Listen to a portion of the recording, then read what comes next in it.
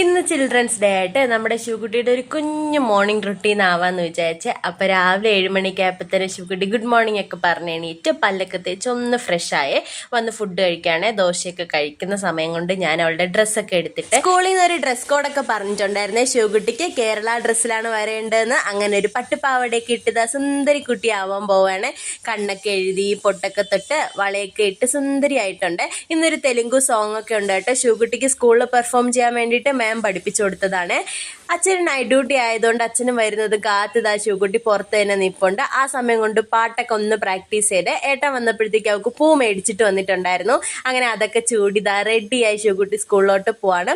പോകുന്ന വഴി ഫുൾ ആ തെലുങ്കു സോങ് പാടിപ്പാടിയാണ് പോകുന്നത്. ഇന്ന് പെർഫോം ചെയ്യേണ്ടത് രാവിലെ 9 മണി മുതൽ 11 മണി വരെയാണ് ശിവകുട്ടിയുടെ പ്രോഗ്രാം. അത് കഴിയുമ്പോഴത്തേക്കും വിളിക്കാൻ പോണം.